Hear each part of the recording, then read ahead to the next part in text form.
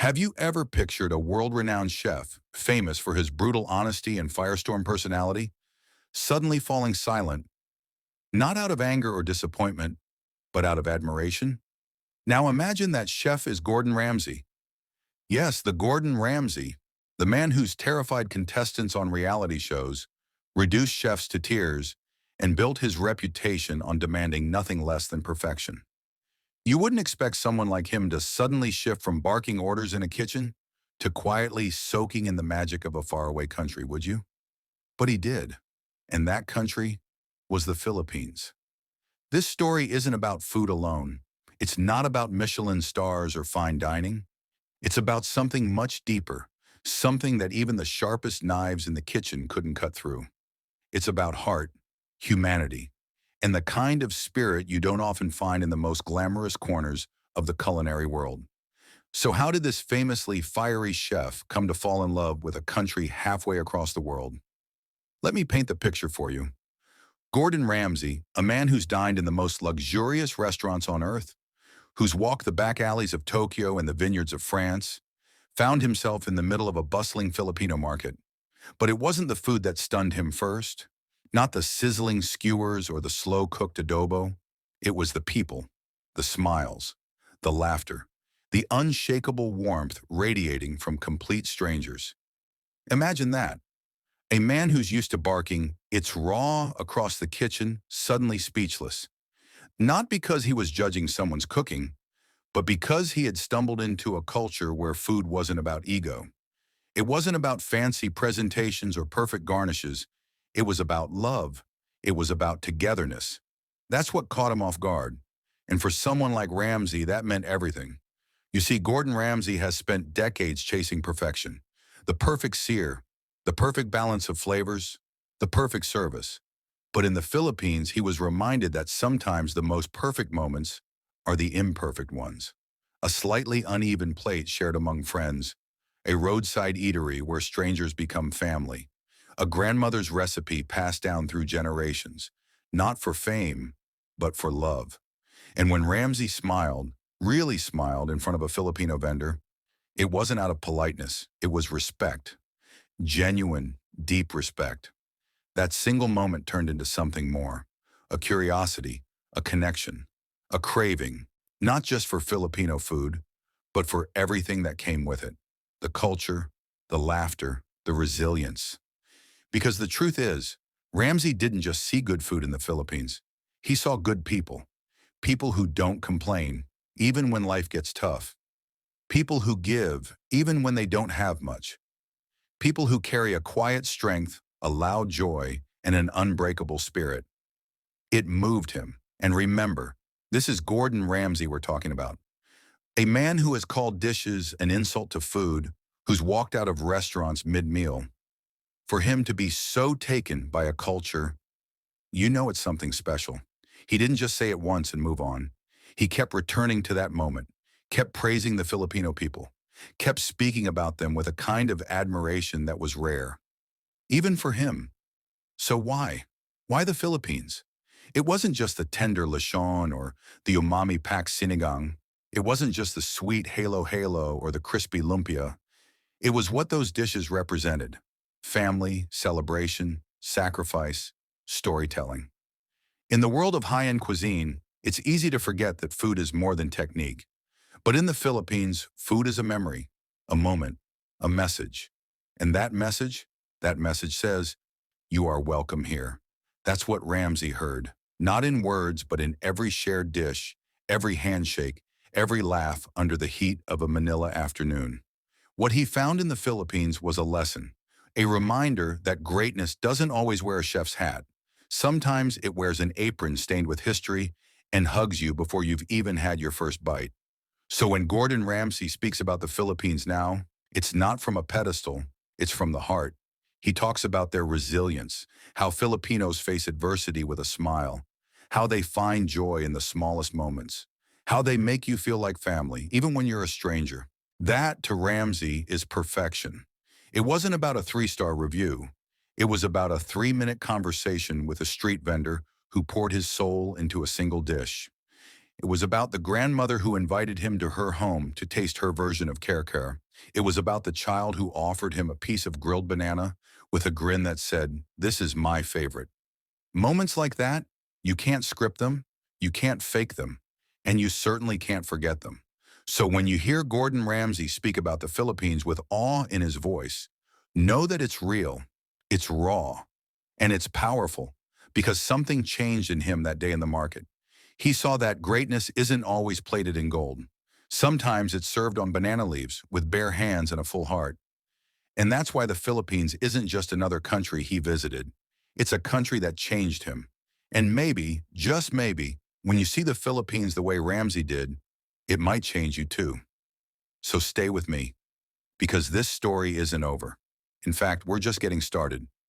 In the next chapter, we'll uncover more of Ramsay's surprising journey through the islands, what he discovered, who he met, and how those experiences continue to shape his outlook to this day. You won't want to miss what happens next. Gordon Ramsay came to the Philippines with a checklist. Try the food, film a few clips, shake a few hands, move on. He wasn't expecting a life-changing journey. After all, he's been everywhere. Eaten in the grandest dining halls of Europe, stood in the heat of street kitchens in Asia, and judged some of the most iconic restaurants in the world. To him, this was supposed to be just another stop on a long, delicious road. But something happened, something quiet and deeply human. When Ramsay first stepped foot into the Philippines, he carried with him the usual things: his sharp tongue, his demanding standards, and his sense of control. He expected to enjoy a few local dishes, maybe give a compliment or two, and then return to his culinary empire. But the Philippines had other plans. It started, of all places, in a humble market in Manila. Now, if you've ever been to a traditional Filipino market, you know the chaos: vendors shouting prices, children weaving through the crowd, the smell of grilled fish, ripe mangoes, and fresh herbs blending in the warm air. Ramsay had seen plenty of markets before, but this one felt different. Not because of what was being sold, but because of the people selling it. There was a rhythm to it, a joy, a sense of community that wasn't just for show. It was when he stopped at a small food stall that everything began to shift. A woman was preparing sinigang, a sour, comforting soup loved by generations of Filipinos. Ramsay, ever the perfectionist, leaned in, studying her every move. What was in the broth? How long had it been simmering? Was the balance of tamarind just right? He was ready to dissect it, but the woman didn't flinch under his gaze. She just smiled. "Want to taste it?" she asked, ladle in hand, her eyes warm and welcoming. It wasn't just a question, it was an invitation. Ramsay paused. He wasn't used to this. He was used to being the one asking the questions, the one with all the answers. Yet in this moment, he was just a guest. He accepted. And with that first sip, something changed. Yes, the sinigang was delicious, bright, comforting, full of soul. But it wasn't the flavors alone that caught him off guard. It was the feeling. He was tasting a story, a tradition, a way of life that welcomed strangers like family and treated meals like memories. That moment didn't just surprise Ramsay, it humbled him. He didn't say much afterward, and that silence said everything. Later that day, he visited a family in a small village just outside the city. Their home was modest, their kitchen simple, but their hospitality boundless. They laid out a spread: crispy lechon kawali, steaming pancit noodles tossed with vegetables, and sweet biko, sticky rice with caramelized topping. It wasn't extravagant, it wasn't plated with tweezers, but it was perfect in its own way. And when Ramsay sat at that table, surrounded by people who barely knew him, laughing over stories he just heard, eating food made not for approval but for love, he felt something rare: peace. In that little home, with mismatched plates and loud chatter. Gordon Ramsay wasn't the famous chef or the demanding critic. He was just a man, sharing a meal, feeling full, not just in his stomach, but in his heart. He began to understand something profound. In the Philippines, food isn't a performance. It's an offering, a piece of someone's soul.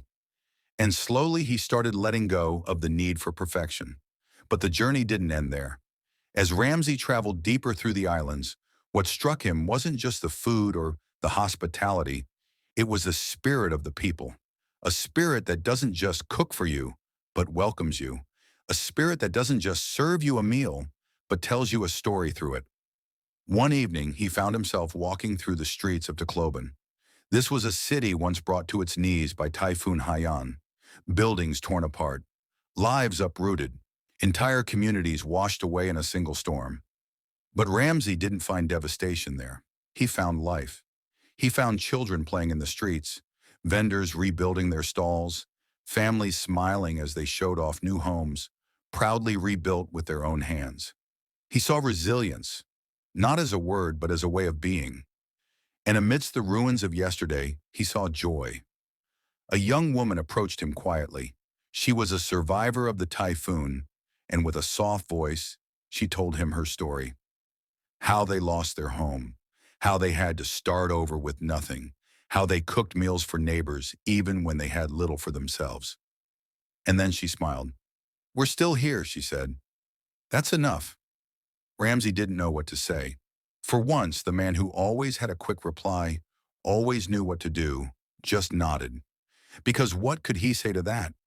It was in that moment he realized that the true flavor of the Philippines wasn't just in its dishes, but in its people, in their courage, in their kindness, in the way they continue to give, even when the world gives them every reason not to. So yes, Gordon Ramsay came to the Philippines to try its food, but he left with something far more powerful, a deep personal connection to a culture that showed him perfection isn't always plated in gold. Sometimes it's served with bare hands, with a smile, with a story, and that he would never forget. She had lost everything, her home, her family, her sense of safety, all swept away in the violent winds and crashing waters of Typhoon Haiyan. But as she stood there telling Gordon Ramsay her story, there wasn't a hint of bitterness in her voice, just quiet strength, gentle courage. She spoke of grief, of nights filled with tears and mornings filled with silence, of how it felt to dig through rubble not for belongings, but for memories, of how empty the world seemed in those first few days after the storm. But then, she smiled, and what she said next stopped Ramsay in his tracks. "We are still here, Chef," she said, her voice unwavering. "We are still smiling, because no matter how bad things get, we will always have each other." That was it. That was the moment. For a man who had spent his life mastering precision, chasing perfection, dissecting details, this single sentence shattered every expectation he had brought with him. Everything around him seemed to slow down. The noise of the street, the rustling of tarps, even the sound of the wind, it all faded. And for once, Gordon Ramsay, the man known for his sharp words and relentless pace, stood perfectly still. Silent, moved. He had seen devastation before. He had walked through poverty. But this was different. What he saw in that moment wasn't just survival, it was transformation. It was a country not merely clinging to life, but living it fully in spite of everything. And that's when Ramsay truly saw the Philippines, not as a culinary destination, not as a tropical paradise, but as a living, breathing example of resilience. The Filipino spirit wasn't just about enduring pain. It was about turning that pain into light, into love, into something worth sharing. It wasn't long before Ramsay traveled to the town of Palo in Leyte, a place that had once been leveled by the typhoon. He expected to see ruins, but what he found was rebirth. Homes rebuilt from scratch, shops open again, gardens blooming, streets alive with music and children playing as if nothing had ever been lost. There was laughter here, real, joyous laughter. He was invited into a local school, a small one, nothing fancy. The children were putting on a play, not a dramatic tale of loss, but one of hope, of rebuilding, of love found in the ashes. And as the children stood on stage, smiling wide, singing a song about the strength of family and the promise of tomorrow, Ramsay felt something crack inside him. Not sadness, not pity, but awe. Here were children who had every reason to be afraid, to be angry, to be silent.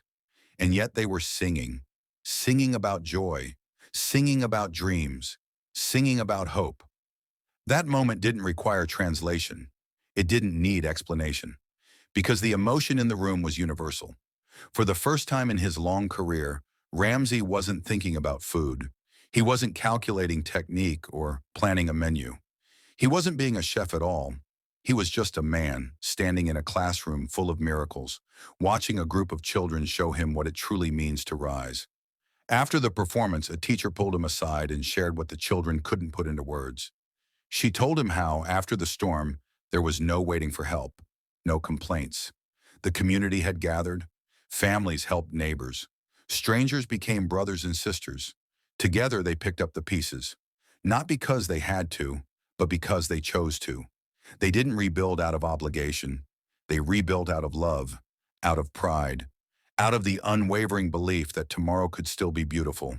And they did it all with grace, with kindness, with a smile. That moment stayed with Ramsay. More than any Michelin-starred meal, more than any award ceremony or TV show. It was here, in this quiet town, in this simple school, that he saw what no camera could truly capture. The heart of the Philippines, not the geography, not the headlines, not even the food, but the people. People who love deeply, people who smile fiercely, people who, no matter how hard life hits, choose to stand up again and lift others as they rise. When Ramsay returned to Manila, something was different. He had arrived in the Philippines looking for flavors. He left having tasted something far richer, humanity, and he carried that with him everywhere he went. In interviews, on shows, and across his social media platforms, Ramsay began talking about the Philippines, not just as a destination, but as a teacher. He spoke about the warmth of the people, about the hospitality that was so natural, so sincere, about how strangers welcomed him like family, about how meals weren't just food, they were gifts. He talked about strength, not the kind that shouts, but the kind that holds others up in silence. And for once, Ramsay's fans, even his critics, listened. Because this wasn't the voice of a celebrity chef promoting a new dish. This was the voice of a man who had been changed. Changed not by technique or fine dining, but by heartbreak healed by hope. He began telling people that the best meal he had in the Philippines wasn't the most extravagant. It wasn't the most expensive. It didn't come from a five-star kitchen. It came from a small home, a humble table, served with hands that had known loss and love. And he said this, "The food is incredible, but it's the people of the Philippines who've left an indelible mark on my heart. They've shown me that no matter what life throws at you, you can always rise, with a smile, with hope, and with love." That was the real journey, not through markets or kitchens or tourist spots, but through stories, through shared moments, through humanity. Gordon Ramsay came looking for recipes. He left having witnessed the recipe for something much deeper. What it means to live fully, even after the storm. And the world, through his voice, is finally beginning to listen. Because in the heart of the Filipino people, he discovered something that can't be taught in culinary school. He discovered what it means to belong.